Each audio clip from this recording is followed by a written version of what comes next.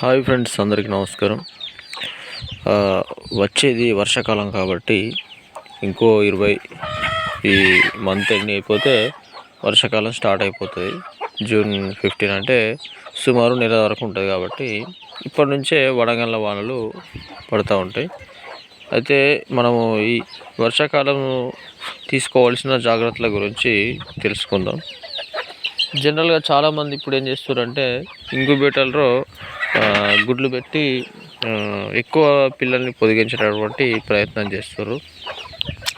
అయితే అట్లా చేస్తే ఏమవుతుందంటే ఇప్పుడు మనము కోడిని బయటకు వదిలినప్పుడు సుమారు ఇప్పుడు ఒక కోడికి 50 పిల్లలు వేస్తారు ఒక్కొక్కళ్ళు.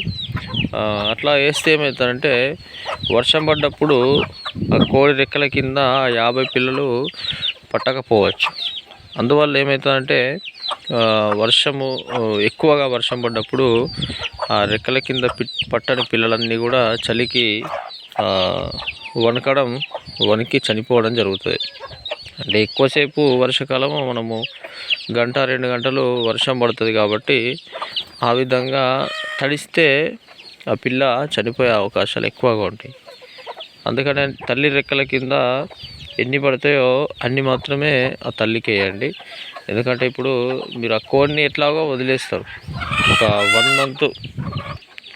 1 మంత్ కోడి పిల్ల అయినా కానీ వర్షానికి తడిస్తే, హెవీగా తడిస్తే చనిపోయే అవకాశం ఉంటుంది. అందుకనే వర్షాకాలంలో ఖచ్చితంగా ఒక కోడికి 15 లేదా 20 పిల్లలు వేయండి. అట్లాగే ఇంకోటి ఏంటంటే షెడ్ మాత్రము ఒరవకుండా చూసుకోండి. ఎందుకంటే షెడ్లో మనకు పొదిగే కోళ్ళు ఉంటాయి కాబట్టి షెడ్లోకి ఈ కింది నుంచి తడి రావడం వల్ల మనకు పొదిగే కోళ్ళు చల్లగా అయిపోతాయి. అందువలన అంటే మీరు గడ్డి పైన వేస్తే ఏం కాదు. మామూలుగా మనము ఈ భూమిపైనే మట్టిలో కనుక వేసేసి పైనుంచి ఏదైనా కప్పేస్తే కనుక కోడికి కింది నుంచి పదనొచ్చేటటువంటి అవకాశం ఉంటుంది. కాబట్టి ఆ గుడ్లు అనేటివి చల్లబడిపోతాయి. ఆ విధంగా పిల్లల్ని తీయకపోవచ్చు. ఎందుకంటే ఒక్కసారి గుడ్లు చల్లబడ్డాయంటే పిల్లల్ని తీయయి. ఏదో 3-4 పిల్లలు తీస్తాయి 10 గుడ్లకు, అంతకు మించి తీయయి. డ్యామేజ్ అయిపోతాయి కాబట్టి, అవి ఖరాబ్ అయిపోతాయి కాబట్టి పిల్లల్ని తీయాలి అన్నమాట. అట్లాగే పైనుంచి కూడా మనకు నీళ్ళు ఒరవకూడదు. ఎందుకంటే ఇప్పుడు మనకు వర్షాకాలం హెవీగా ముసురు పెడతాయి కాబట్టి ఒక్కొక్క రోజు మొత్తం వర్షం పడుతుంది. అలాంటి రోజు మనము కోళ్ళు షెడ్లోనే ఉంచుకోవాలి. ఎందుకంటే మార్నింగ్ మనకు ఏర్పడిపోతుంది. నైట్ నుంచి ఒక్కోసారి డే మొత్తం వర్షం పడుతుంది. ఆ రోజు మాత్రం కోళ్ళను వదిలేయద్దు. షెడ్లోనే ఎంతో కొంత ఫీడ్ ఇచ్చేయాలి.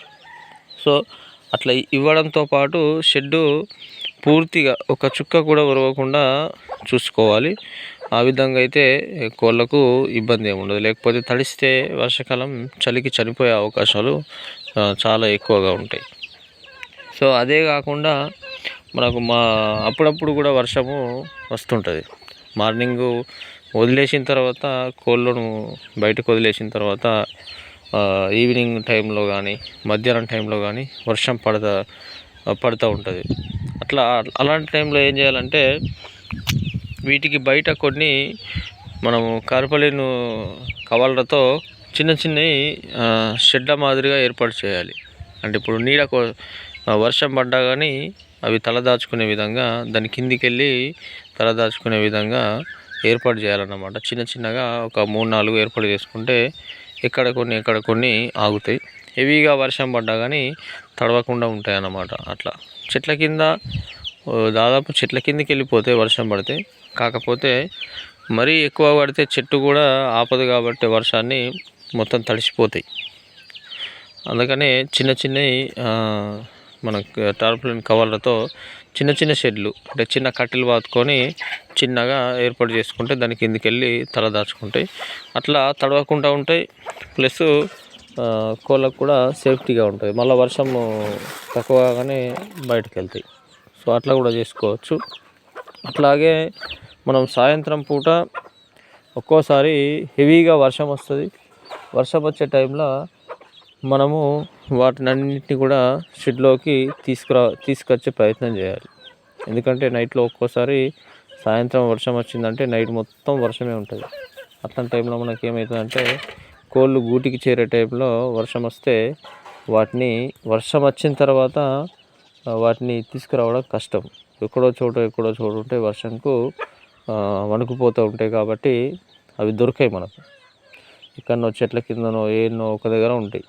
అందుకనే మనకు వర్షం వస్తున్న సూచన మనకు ఏర్పడిపోతుంది కాబట్టి ఈ తొందరనే దాన్ని గమనించి తొందరనే మనం ఫీడ్ ఏదేసో షెడ్ దగ్గర తీసుకొచ్చి ఒక్కొక్క కోడిని అన్ని పిల్లల్ని లోపలికి తీసుకెళ్ళడం అన్నమాట.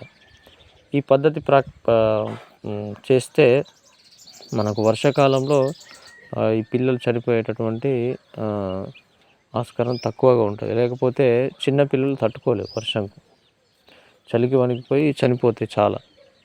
వర్షాకాలం మేము తీసుకోవాల్సిన జాగ్రత్తలు ఇవే. అట్లాగే మనకు ఈ ఒక్క వర్షాకాలంలోనే మళ్ళీ చలికాలంలో మనకు 24 hours వదిలేసిన ఇబ్బంది ఏమి ఉండదు. ఓన్లీ మనం తీసుకోవాల్సింది వర్షాకాలం మాత్రమే. ఈ జాగ్రత్తలు తీసుకుంటే మనకు ఒక్క కోడి పిల్ల కూడా చనిపోదన్నమాట. సో ఇట్లాంటి జాగ్రత్తలతో పాటు వర్షాకాలానికి సంబంధించిన ఇంకా కొన్ని మురికి నీరు ఎక్కువగా వస్తుంది కాబట్టి వాటిని తాగకుండా మనమే నీళ్ళని ఏర్పాటు చేసుకోవాలి. సో ఇట్లాంటి కొన్ని రోగాలు కూడా వస్తాయి కాబట్టి ముందు జాగ్రత్తతోనే మన దగ్గర మెడిసిన్ కూడా వాటికి సంబంధించినవి ఉంచుకోవాలి. అట్లా అయితేనే మనము ప్రతి కోడిని కూడా బతికించుకోవచ్చు అన్నమాట. మనము చిన్న పిల్ల అనేది చూస్తే అది పెద్ద అయిన తర్వాత మనం అది దానిపైనే లాభాన్ని తీయచ్చు కాబట్టి ప్రతి కోడి పిల్ల కూడా మనకి ఇక్కడ ఇంపార్టెంట్ అన్నమాట. సో ఫ్రెండ్స్, ఇది వర్షాకాలం ముందు వర్షాకాలం 1 monthలో ఉంది కాబట్టి ముందుగానే మన వ్యూవర్స్ కోసం జాగ్రత్తలు తెలియజేయడం జరుగుతుంది. అందుకనే మన వీడియో నచ్చితే ఒక లైక్ చేయండి.